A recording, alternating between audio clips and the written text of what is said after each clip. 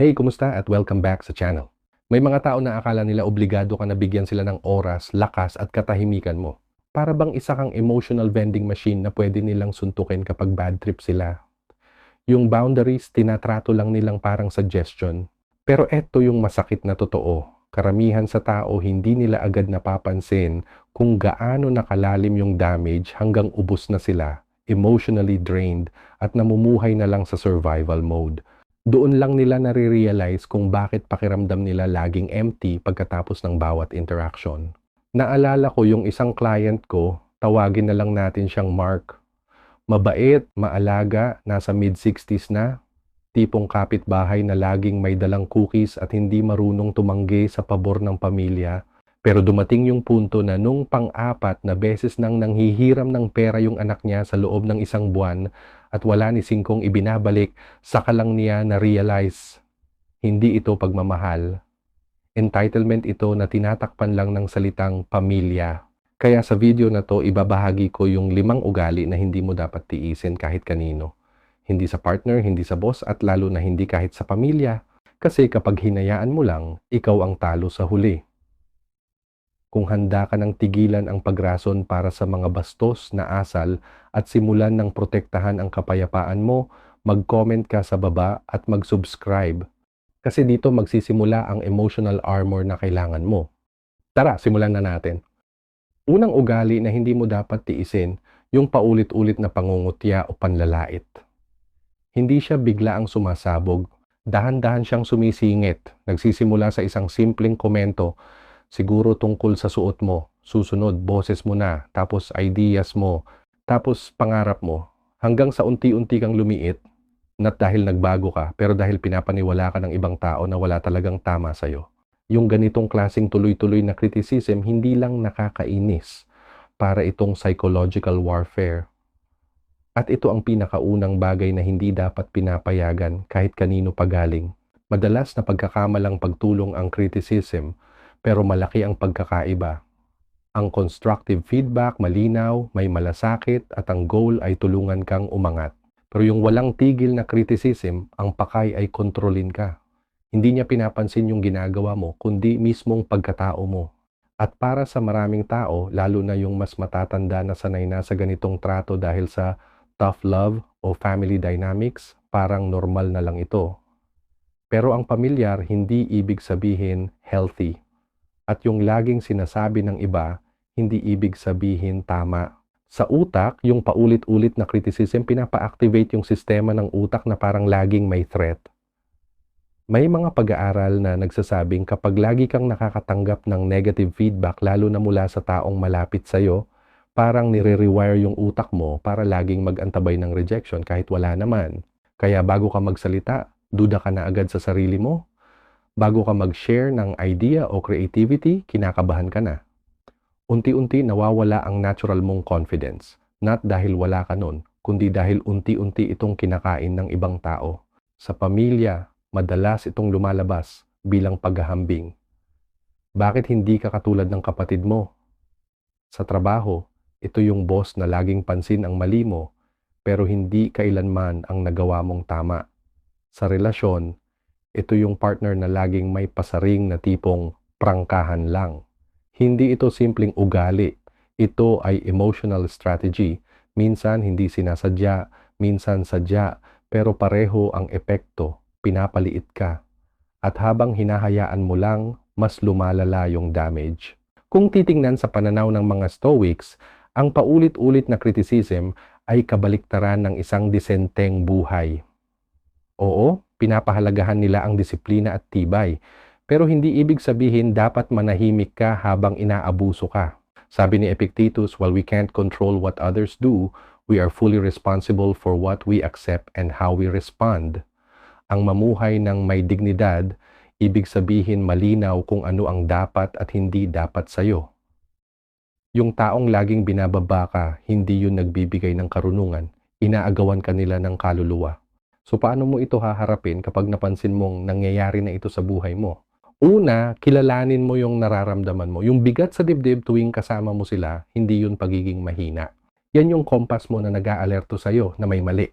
Yung paninigas ng balikat, yung pagod pagkatapos makipag-usap sa kanila, yung pag-aalinlangan bago sagutin tawag nila, hindi yun maliliit na bagay. Mga sintomas yun ng paulit-ulit na emotional violation. Ang pagsagot dito, hindi laging direktang komprontasyon. Para sa iba, lalo na sa matagal ng family dynamics, pwedeng unti-unting pagbabago ng usapan, malinaw na pag-explain, or konting distansya. Para sa iba naman, pwedeng mas mahigpit na boundaries, limitadong oras kasama sila, o tuluyang pagputol ng relasyon. Ang pinakadelikado ay yung patuloy mong tinatanggap ang sakit kasi mas madali yon kaysa harapin ang totoo. Hindi ka ipinanganak na may paniniwalang hindi ka sapat. May nagturo sa'yo nun. At tulad ng maling aral, pwede at dapat mo itong kalimutan. Walang sino man ang may karapatang paniwalain ka na ang halaga mo ay may kondisyon. Walang may karapatang gawing duda ang sarili mong halaga sa pamamagitan ng paulit-ulit na pangungutya na kunwari ay malasakit. Sa oras na makita mo ang pattern na ito, doon ka magsisimulang bawiin ang espasyo mo. At habang lumalayo ka sa ingay, mas malinaw mong naririnig ang sarili mo. Totoo, tapat, at walang paghingi ng tawad. Doon magsisimula ang healing mo. Doon matatapos ang kontrol nila. Pangalawang ugali na hindi dapat palagpasin, yung paglabag sa boundaries. Naalala ko yung isang matandang client na nagkwento tungkol sa anak niya. Lagi raw basta-basta pumapasok sa bahay gamit yung spare key na ibinigay niya. Akala kasi gagamitin lang sa emergency. Sa una, parang maliit na bagay lang, magdadala ng groceries o mga papel. Pero dumating yung punto na pumapasok siya kahit natutulog pa si nanay o uupo sa sala habang nasa banyo pa siya. Nang sa wakas kinausap siya ni nanay, sinabing nakakailang at nakakaistorbo ang sagot ng anak. Tumawa lang, sabay sabing sobra raw siya mag-react na tumutulong lang naman siya. Pero kinabukasan, inulit na naman. Doon na siya napatanong, bakit parang mali na gusto ko ng privacy sa sarili kong bahay? Ito mismo ang itsura ng boundary violation. At ito ang pangalawang ugali na hindi dapat palagpasin kahit kanino galing. Kapag paulit-ulit nilalabag ng tao ang linya na malinaw mong itinakda at pinararamdam pa na ikaw ang mali, hindi ito simpleng hindi pagkakaintindihan. Isa itong power play. At masakit siya, hindi lang dahil sa ginawa, kundi dahil sa ibig sabihin nun na hindi mahalaga ang ginhawa mo, pangangailangan mo, o kalayaan mo. Ang boundaries hindi pader. Parang invisible na bakod sila na ginagawa natin para protektahan ang pinakaimportanteng parte ng sarili natin, oras, espasyo, at emosyon. Para sa iba, simpleng heads up lang bago may bumisita. Para sa iba, huwag pag-usapan ng relihiyon o politika habang kumakain. Sa relasyon, pwedeng oras para mag-isa, malinaw na usapan sa pera o privacy sa phone. Lahat yon hindi sobra para hingin. Pero kadalasan, yung pinakamalalapit sa atin ang nagpe-paint na parang masyado kang demanding kapag may boundaries ka. May mga taong lumalabag dahil hindi sila tinuruan tungkol dito. Lumaki silang sanay na kapag mahal ka ng tao, dapat may full access sila sa oras, isip at katawan mo. Akala nila normal yun.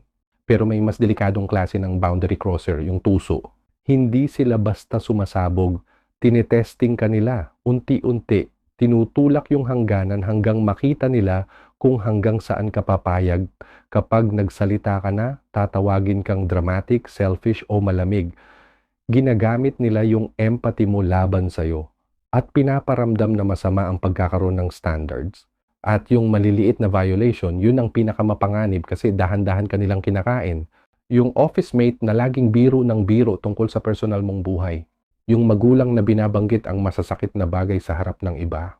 Yung kaibigan na laging umutang pero hindi nagbabayad. Yung partner na aksidenteng nababasa yung messages mo. Bawat isa parang maliit lang, pero lahat yon unti-unting bumabawas sa respeto mo sa sarili hanggang sa dumating yung puntong feeling mo wala kang karapatan sa boundaries. Pinoprotektahan mo lang ang sarili mo.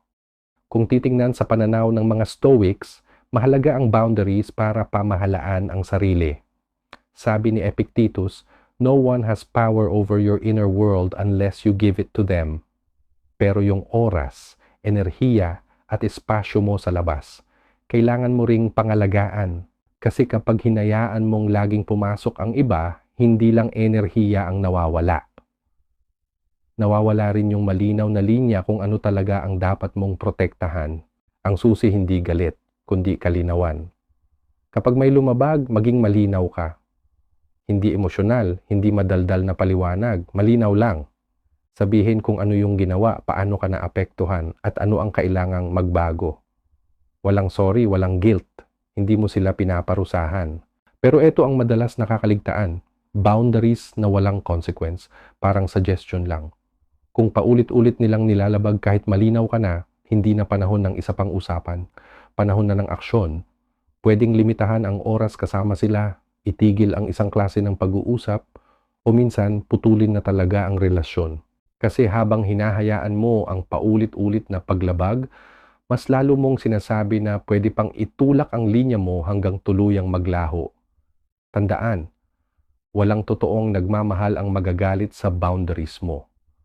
Oo, baka mahirapan silang umangkop sa una, pero matututo silang igalang ito. Kasi ang tunay na pagmamahal, hindi tungkol sa access. Tungkol ito sa respeto.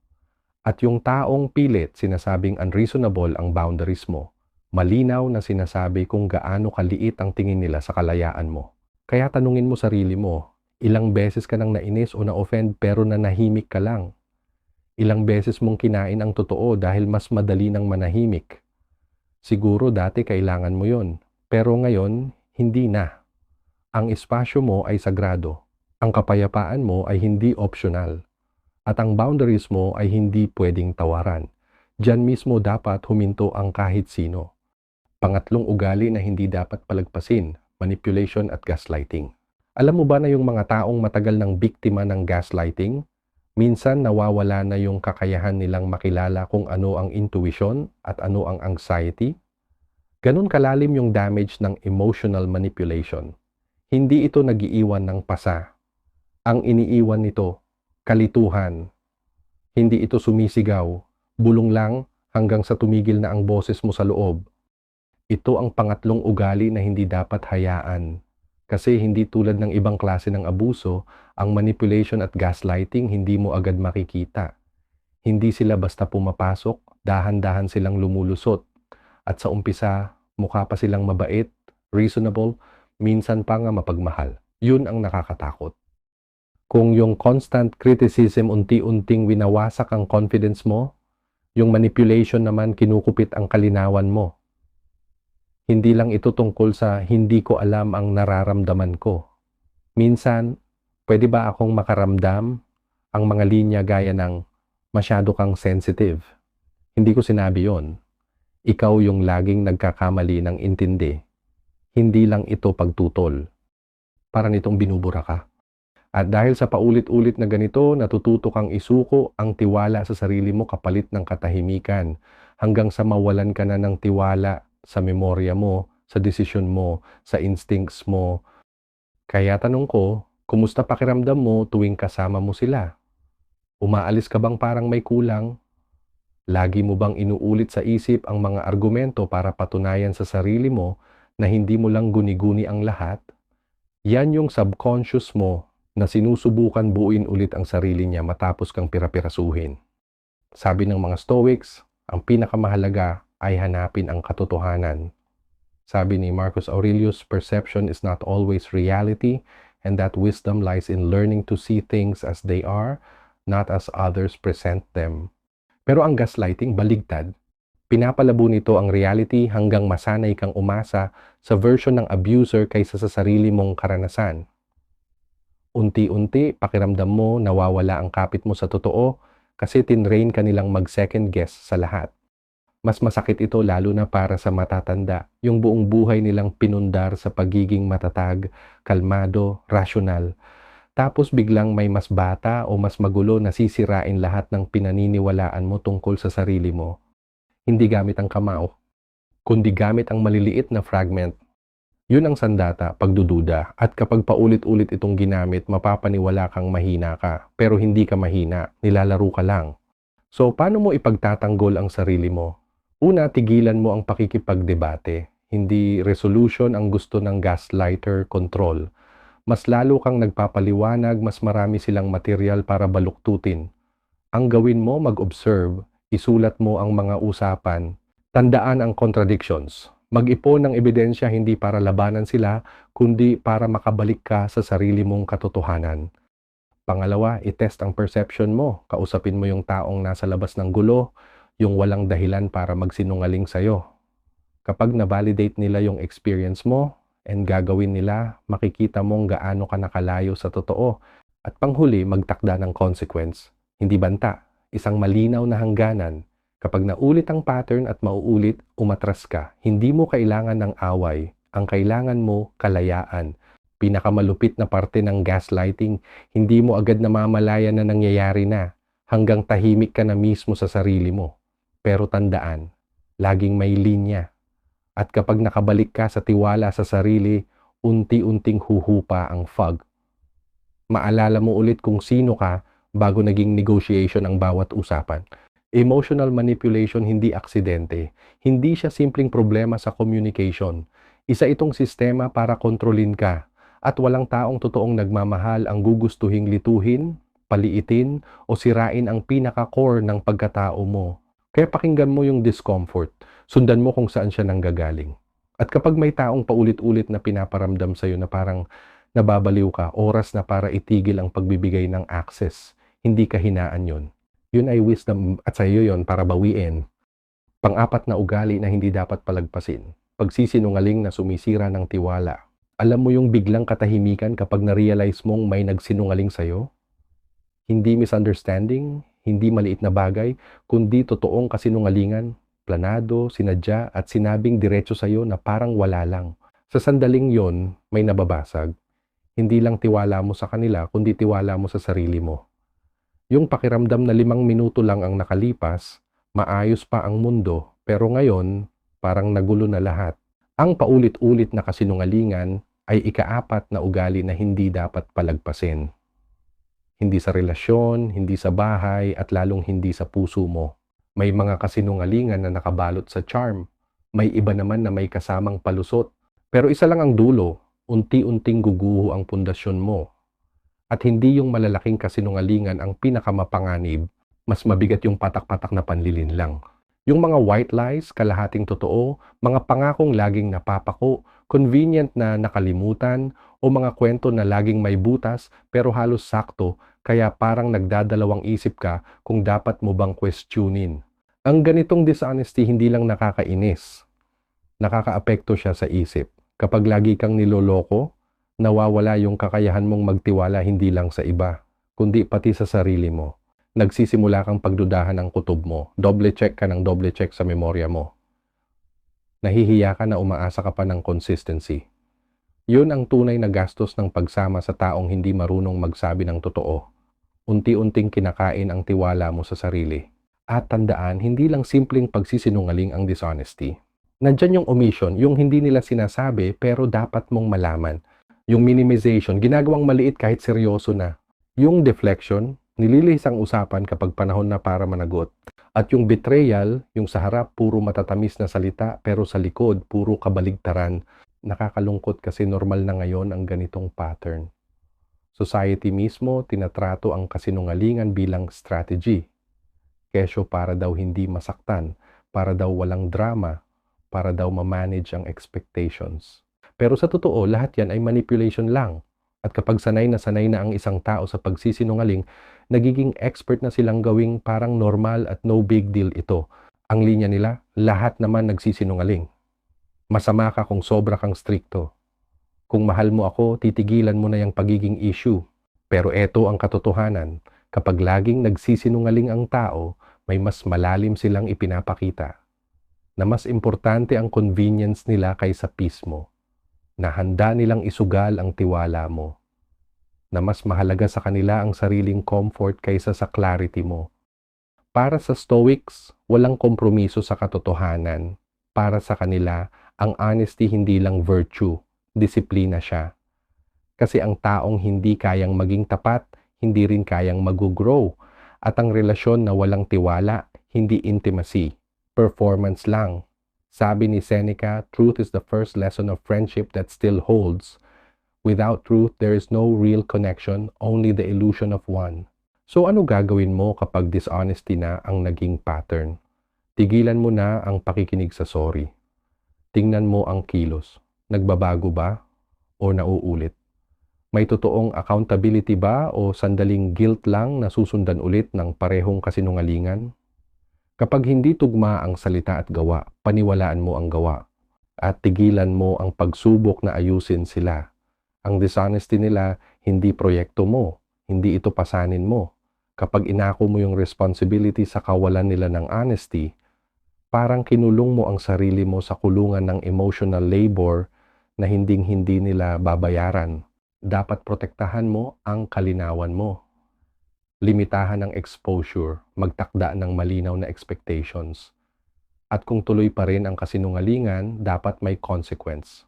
Pwedeng distansya, pwedeng separasyon, pwedeng katahimikan. Pero dapat may action. Kasi ang mas masama pa sa maloko ay yung manatili sa lugar kung saan hindi dumarating ang katotohanan.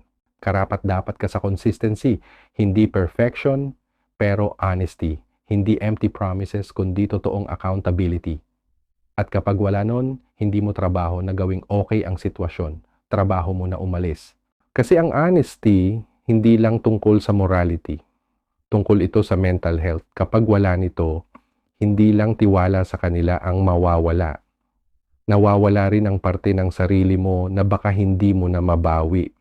Huwag mong hayaang nakawin pa ulit ng dishonesty ang kapayapaan mo. Hindi na, hindi kailanman. Panglima, kawalan ng respeto na tinatago sa biro.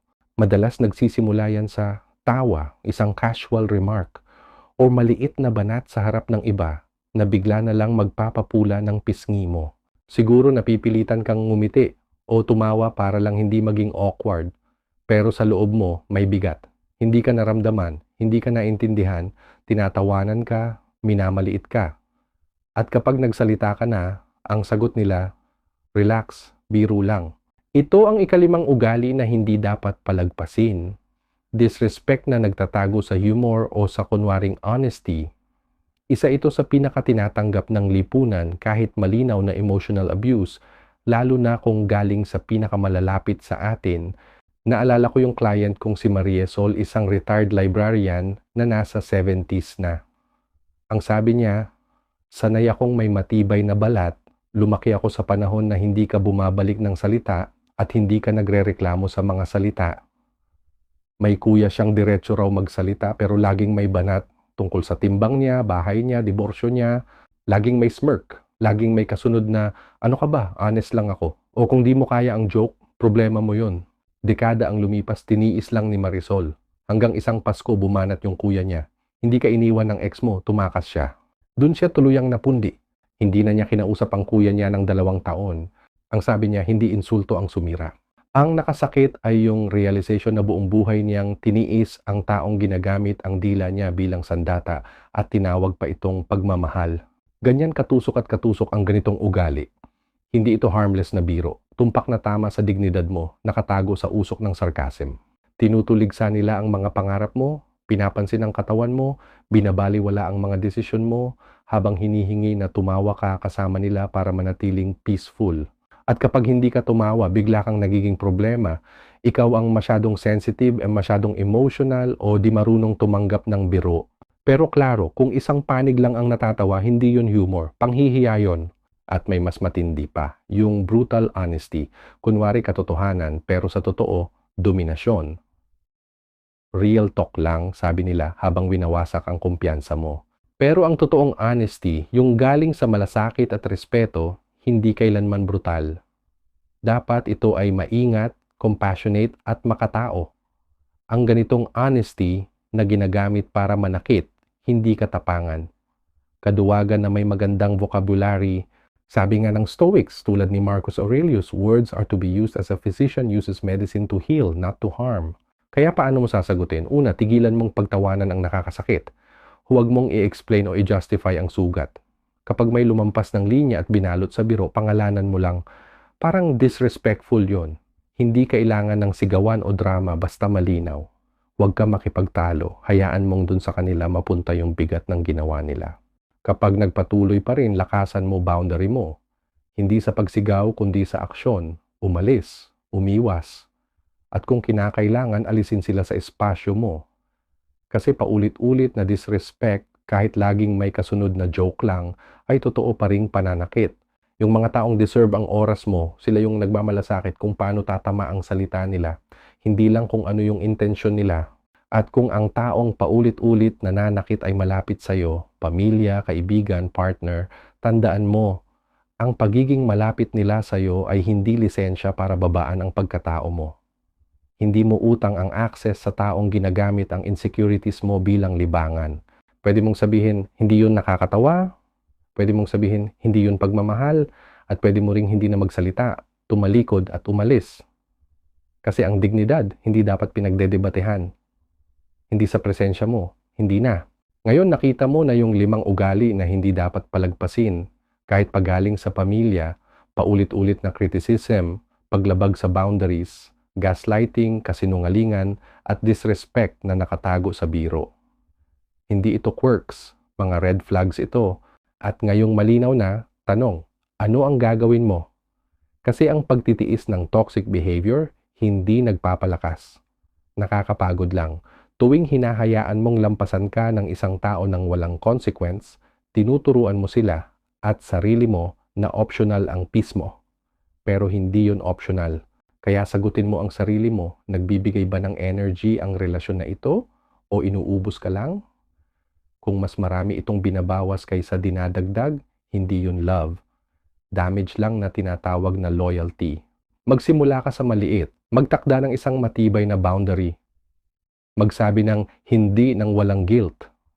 Tawagin ng isang joke na hindi nakakatawa. Yung maliliit na act ng self-respect, yan ang simula ng buhay na ligtas, matatag at sayo talaga. Kung nakarelate ka sa video na to, mag-like, mag-comment ka sa baba at mag-subscribe. Hindi ka nag-iisa at baka yung boses mo, yun mismo ang kailangan marinig ng iba. Maraming salamat.